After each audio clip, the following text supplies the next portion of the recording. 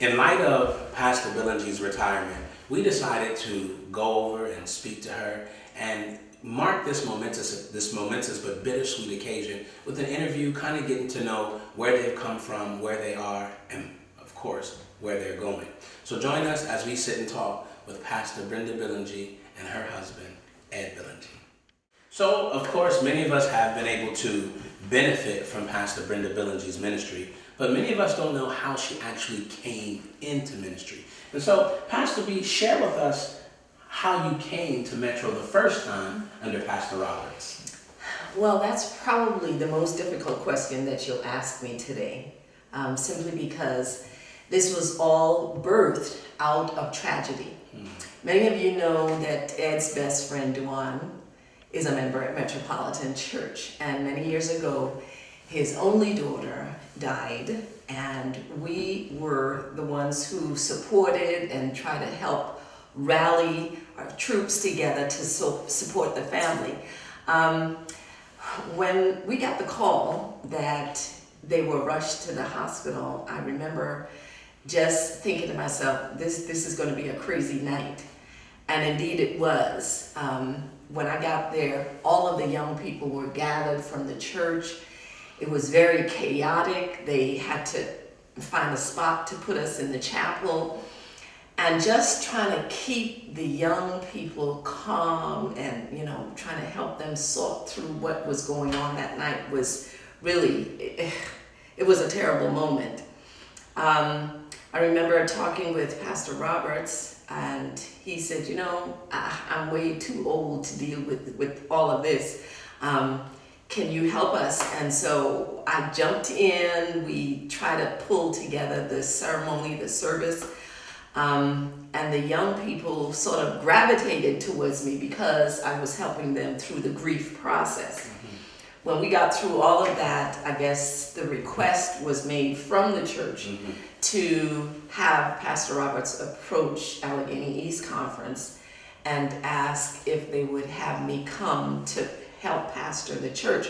I was at that point actually just about to complete my degree. So God's timing was impeccable in terms of putting those two events together, and that's how I ended up coming to Metropolitan Church to pastor. The first time?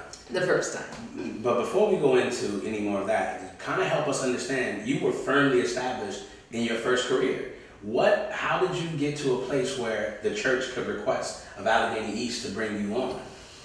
Well, I was indeed the financial aid director at Columbia Union College. Established, thought I would be there forever, and things just started changing. I began to have conversations with God, and I'm feeling this impression that really I should begin to look at ministry. And I'm like, oh God, no, my church, they don't do this. But the call kept coming stronger and stronger. And so I decided, okay, let me just sit back and see how this is actually going to pan out. And one day I was sitting in church, and all of a sudden it felt like all my teeth were falling out. And I started, trying to keep it together. The next morning I woke up and I could literally put my fingers through my teeth. My jaws had opened up. They wouldn't close. I went from doctor to doctor. No one could figure out what in the world was going on with me. And one doctor finally said, before we do surgery, let me try something. I'll put some braces on. If I can tighten your jaws, then I know we can work with it. So I thought, okay, no surgery. Let me try that. And he did, but the process was excruciating pain. When he would pull my jaws together with the bracers, it was so painful that when I left his office, I could not talk, literally. And so that was the point one day when Ed picked me up from the office, and I said to him, it was like I heard a strange comment today from the Lord, and the comment was, one of these days I'll be using your mouth as my instrument. For right now, we're just doing cleanup work. And we smiled. What was cleanup work? Well, because of the pain, I couldn't gossip. I couldn't talk about anybody. I couldn't, I all I could do was sit, be quiet, and that's when God could speak. And so I listened and finally thought, okay, I surrender. I'll do this. Mm-hmm. Well, I know that you couldn't do this alone. So there had to have been some role in some way that God communicated this to you through Ed, because you weren't going to undertake this journey by yourself. You and Ed were married, kids, and so there wasn't any talk of anything other than you guys going into this together. So how did God make that clear to you? Well, with Ed being a PK, and I knew his feelings about that, his journey in his family, in ministry, I knew that God would have to convince Ed that I needed to do this. And so I said, Lord, I'm going to wait until you talk to him and then let him tell me that I should do this. And so we were on vacation one time, and we had family worship the morning, and then he said to me, you are working on the campus and you can take classes free.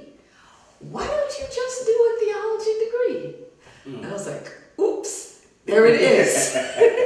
And so with that, I felt, okay, God was ready. And so we began the journey. Okay. So we've heard from Pastor B about God speaking to her through circumstances, God speaking to her directly, and then of course God speaking to her through her best half, Ed. And so now let's kind of get a feel, because something very interesting was said about Ed being a PK. And so your perspective, Ed, is going to be very, very key to this entire story. How did you feel when Brenda was installed the first time as part of the pastoral staff? Because I understand that you guys had been there before as just members. But tell us how you felt when she was installed as the associate pastor of the Metropolitan Seventh-day Adventist Church. I guess first of all, I was very excited that she had been called by God, but also called by the church to take that new position.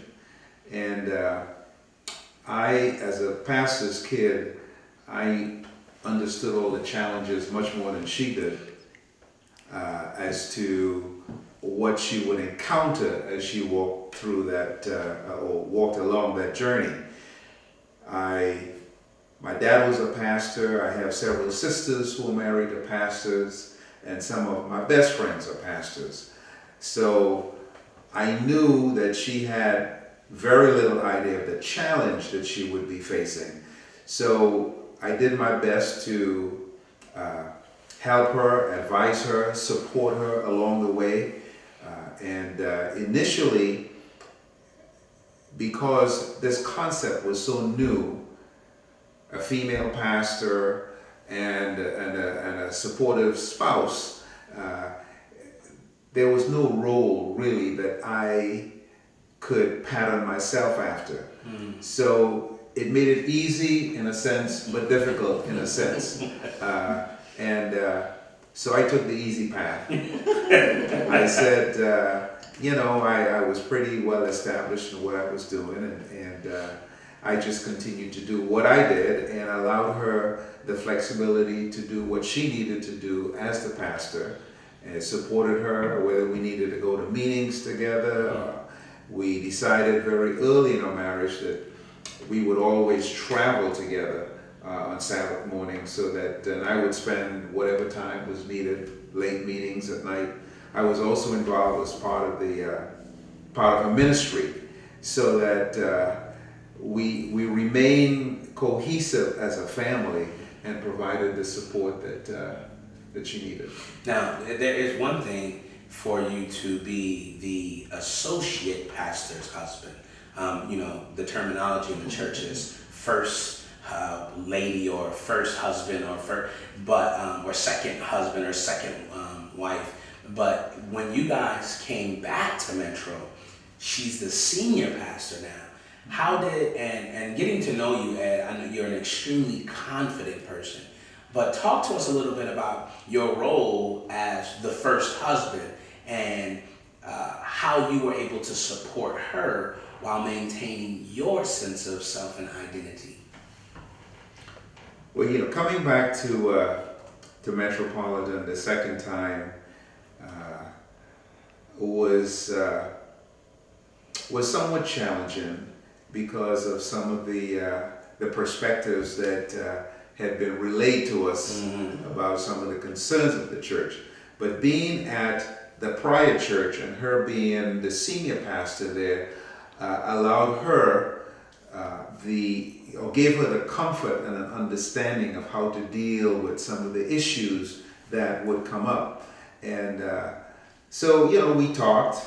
I provided whatever input I thought was necessary. And just basically, we prayed our way through the difficulties or the challenges, and the Lord did the rest. And I'm sorry, and thank you for the information about supporting her. Well, I think the church doesn't know and doesn't understand. Most everybody in the church loves you, but we've never gotten an opportunity to hear from you as a person, as an individual in this marriage, in this relationship, on this journey with God, as your wife being out front as the pastor. Again, how did you maintain your individuality and your identity, not just as the first husband, but as her husband, and supporting her as she is out front as the senior pastor?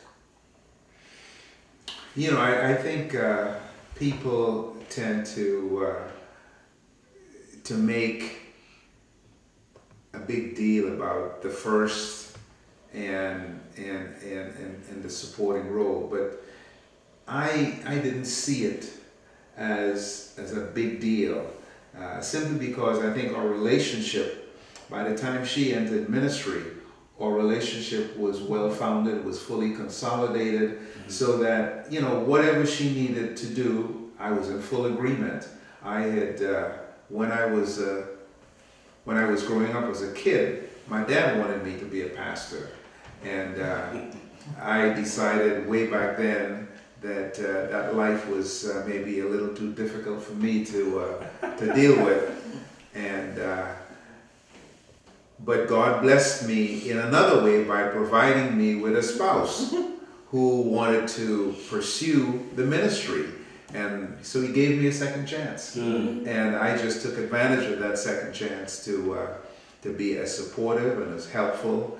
And people say all kinds of things to you. Well, you're second fiddle, or how is it to be have your wife lead the home?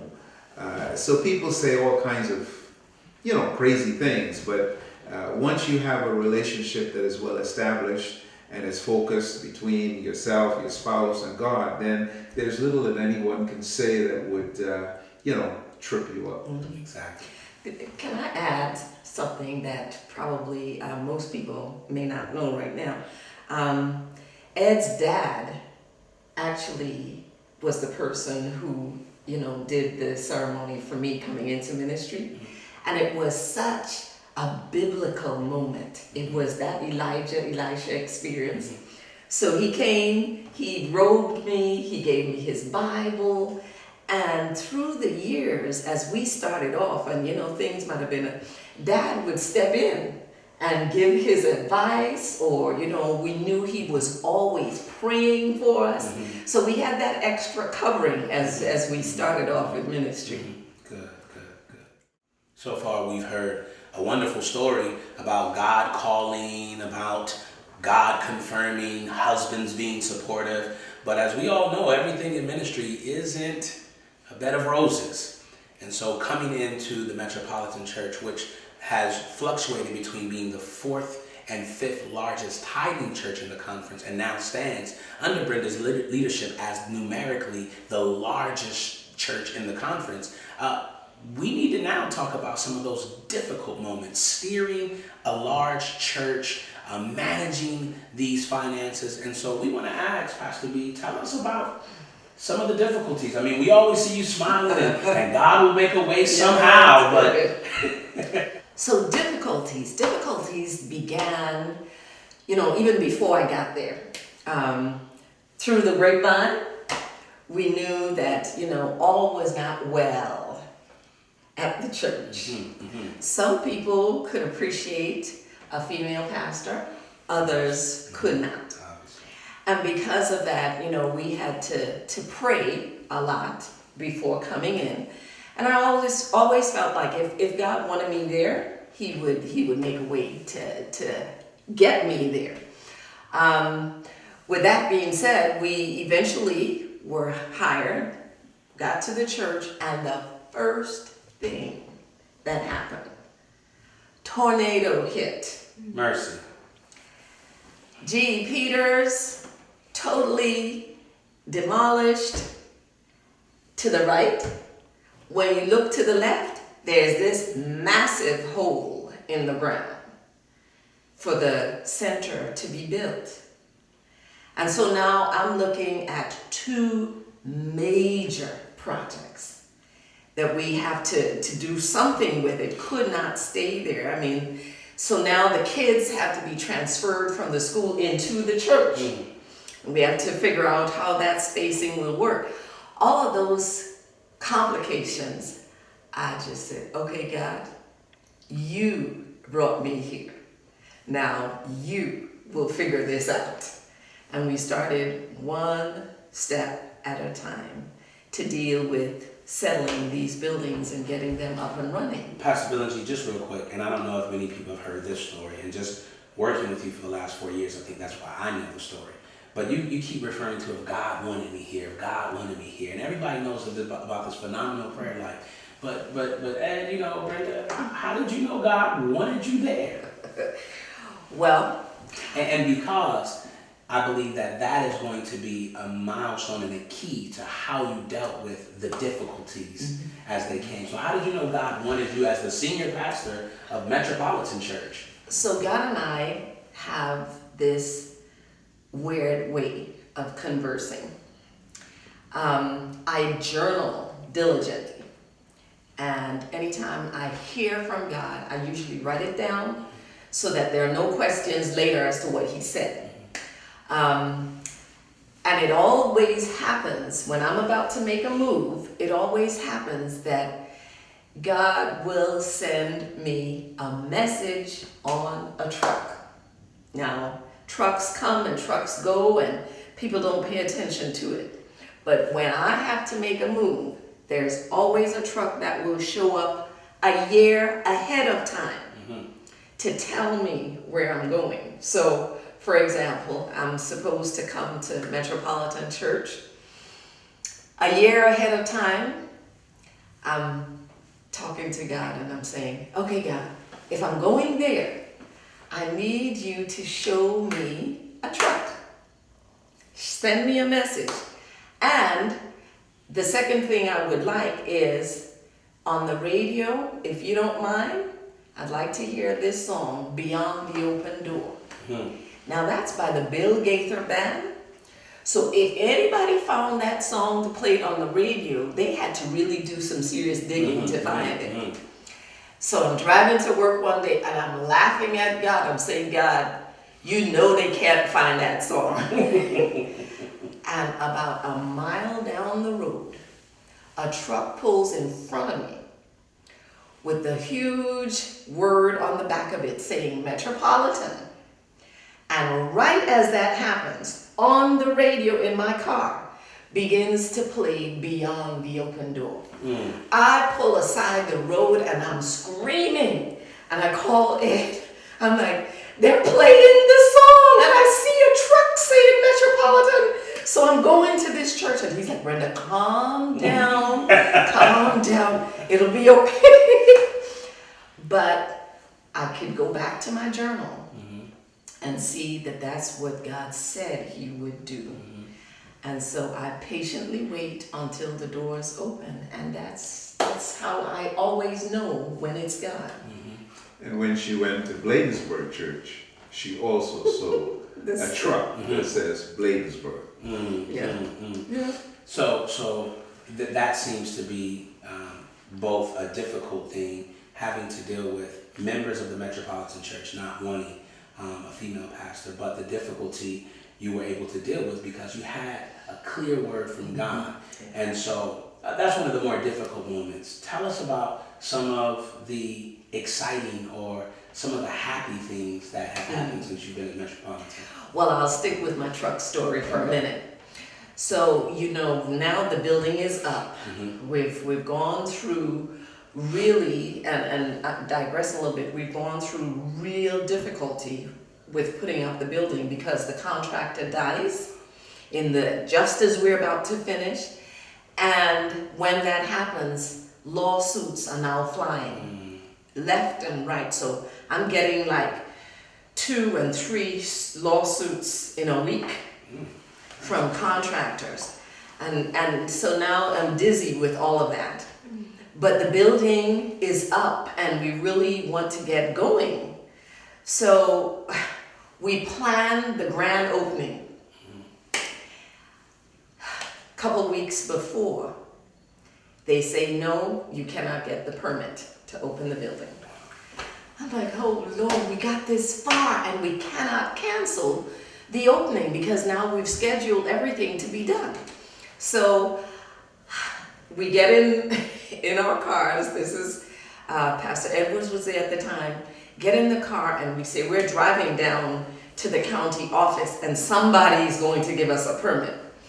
As we're driving down, I say to him, if I see a truck on this road today, I will just know that God will help us get this permit. As I say that, a truck pulls up in front of us and at the back is written, "Trust in God." I say to him, we're following that truck and wherever it goes, this is where we're going to get help. That truck leads us right into the parking lot of the county building.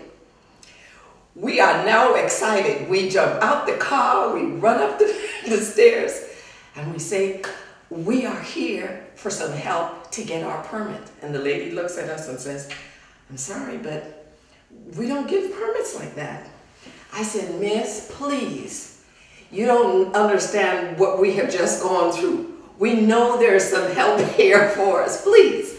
And so she goes back and she probably says, I got some crazy people out here. Come up. The guy comes out and he says, come into my office. Let me talk with you.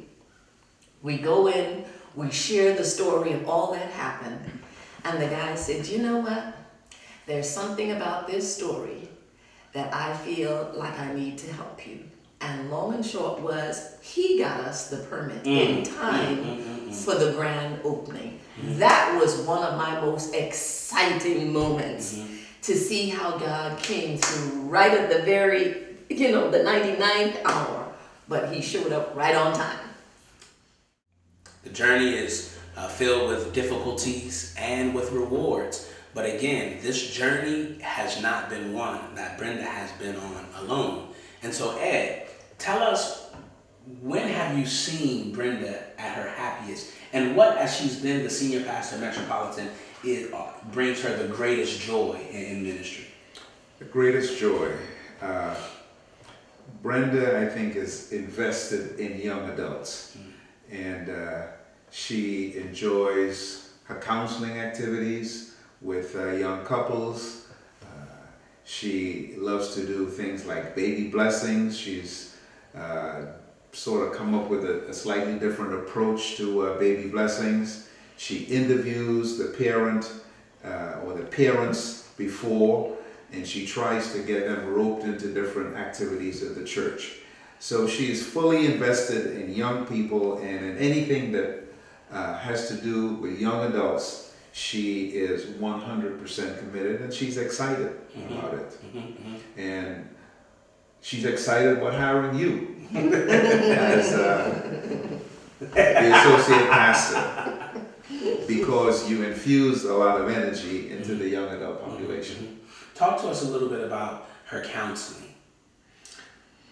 Her counseling is, Brenda's background is really in counseling before she went into ministry.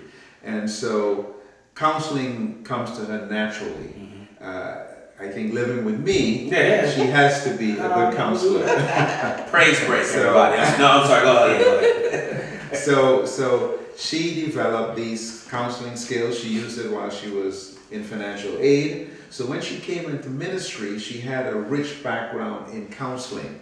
And so she fused the counseling background with the ministerial component. And that's where I think her strength lies and her greatest joys lie. So with the baby dedications and the counseling couples, Pastor B, we had to put one. Is there one more, or they run in tandem? I think anytime I'm dealing with youth, young adults, children, I'm always looking long term because it's not so much that I'm able to bring couples together, but I'm feeling like if I can have 10 strong families in the church, that's only going to stabilize the church even more. If my children, learn early how to stand in front of a church and deliver, then I'm assured that this church will survive for years to come. So that just really energizes me. Good. Well, this has been very informative, but ladies and gentlemen, there is an elephant in the room, and it's not the one on the Billingy mantle. We just came out of the GC where it was voted that women should not be ordained in the division. And who better to talk to than someone who is on the front lines of this decision, not only as someone who it affected, but in her new role as the Associate Ministerial Director for the North American Division in charge of recruiting and employing women. What better person to talk to about that decision than this ministerial couple? Pastor B, Ed, I want y'all to talk to us about July, August. At the GC, it's voted only 977 people, 976, which was still a huge number given how this situation has played out in the past. But Pastor B, you're a woman, you're in ministry. No, you can't be ordained. Ed, your wife is a minister in ministry. No, she can't be ordained. Talk to Metropolitan, talk to us right now about what was happening with you guys leading up to, as the decision was handed down, and now afterwards. So it started for me first with a text that God gave me.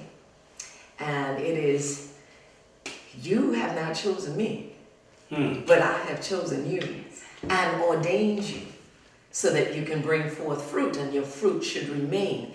And I chose to zero in on that word in the text. And when I got it in my system that God has ordained me, then I stopped looking towards man's affirmation. So when I received the call that I should be prepared to address the Columbia Union Conference in regards to the whole ordination issue and actually represent the women there, it was a moment of trepidation.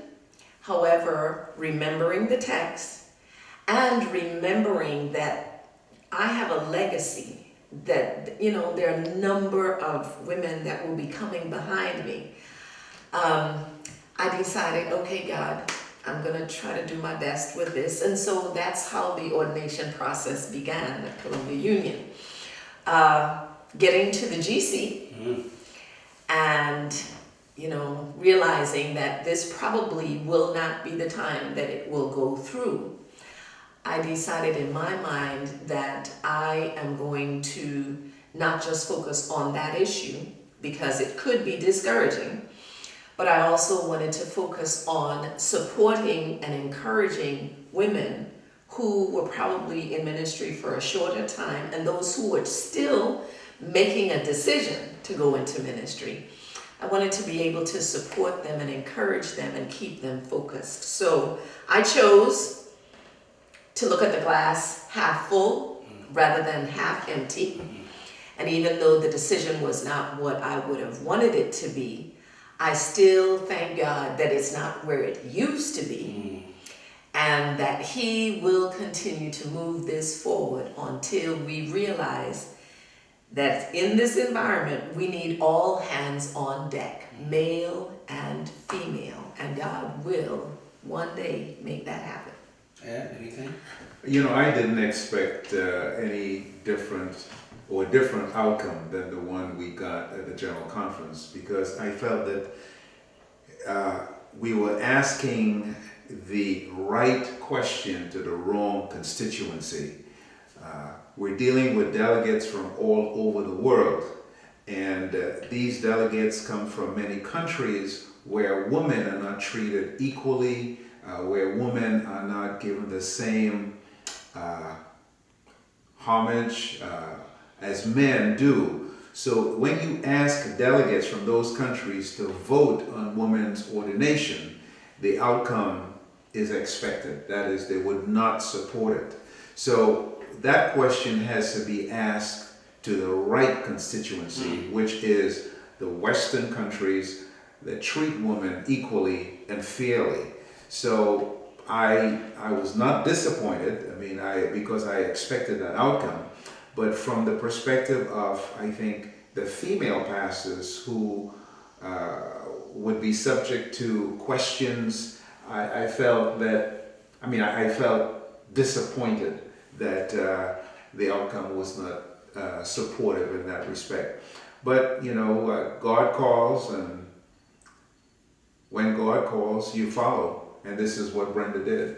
He called her, and she's confident in that call, and I am confident in the call. I have seen her go from doing seminars at church as a local elder at Brinklow Church, speaking, and she's been all over the world traveling, preaching, and so God has used her in a way that even I didn't expect, and she did not. So we're just very thankful for that.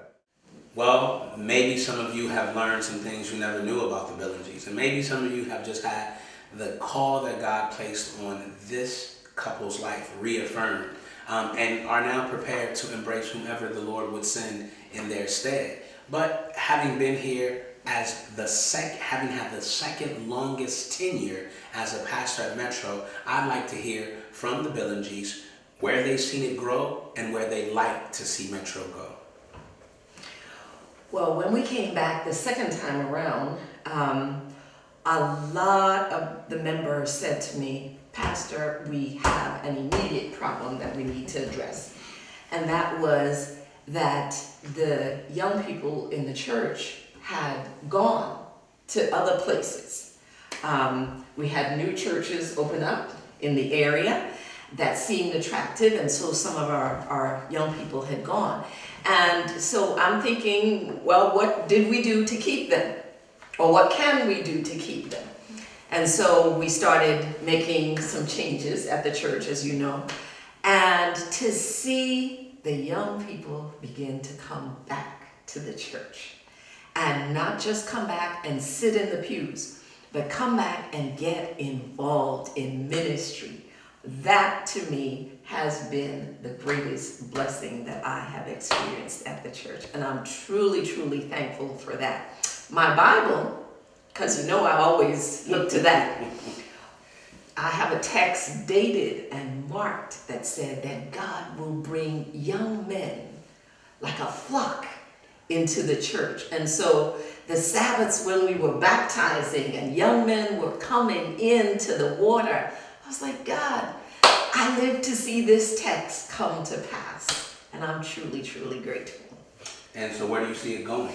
So, where we're headed, I do believe, is what we have seen last 2 weeks, where our teens took over the church for an entire week. And we as pastors stepped back. We even sat in the back and allowed them to do this the way they felt it should be done. And as I looked at it for the entire week, I realized training had taken root and they knew exactly what needed to be done. These young people are ready to take over, and we don't have anything to fear. They will do it with excellence, and we can be proud of what our church will look like in the next 10 years. Okay. And for the next 10 years, I agree with Pastor. We need to, or the church, I would like to see the church continue utilizing the young adults and teens in a very constructive way, providing them leadership opportunities. And I think that's where I would like to see the church continue. Also, in the financial vein, which I think I have taken a very more personal interest in, training the church body as a whole to handle their finances better. That has been, to me, one of the greatest pleasures that I have encountered in church life, and I would like to see that effort continue. We have some young people who have already been trained to do financial peace and to help the members with their budgeting, their financing, and I would like to see that trend continue. We've heard about the call, we've heard about the answer, and we've even heard about some of the difficulties that happen when you're tilling the land for Jesus. But we've also heard about the glorious fruit and the harvest that is expected. But now, Pastor Billingy, in your final address to the Metropolitan Seventh-day Adventist Church as its senior pastor, why don't you speak to your members and speak your heart? Metropolitan Church. God gave me, through His Word, a very special text that we have now used to embody the mission of the church. There are only 3 things that are necessary. We must learn to pray, not just pray words, but prayer is actually warfare. We must fight for our church. We must fight for our children. We must fight to keep everyone within the fold so that the enemy does not cause anyone to be lost. We must pray. We must love Metropolitan. We must love. And that means that we cannot decide to exclude anybody because we don't like how they function, because they're not like us, because they don't look the way that we think they should look. Love covers a multitude of sins and faults. And if we love, the Bible tells us that it will be the thing that will supersede anything else. If we just focus on what we can do, sometimes it's sounding brass and tinkling cymbal. So let us learn how to truly love. And finally, Metro, it's all about service. We must serve. It's not about sitting in the pews and enjoying good sermons and enjoying good music. We must get beyond these walls. There are a whole lot of people out there still needing to hear about God, still needing the resources that we can provide to make life better for them. Prayer, love, serve. If we do these 3 things, I can guarantee you, with the covering of God, one of these days, we will find ourselves at Judah's gate. And my prayer is, when I get there, because I am getting there by God's grace, when I get there, I won't have to ask, did anybody see the elder? Did anybody see the deacon? Where are the children? What happened to the young adults in the church? I won't have to ask those questions because everyone will be trying to find each other. If you don't know where Judas Gate is, I know I'm short, but I'm planning this strategy. I'm going to have a huge palm branch in my hand. I will stand on top of whatever is available, and I'll be waving that palm branch. Look for me, and when you see that, you'll know this is the place we're supposed to meet. Metro, pray, love, serve, and I'll see you, if not here again, at Judas Gate.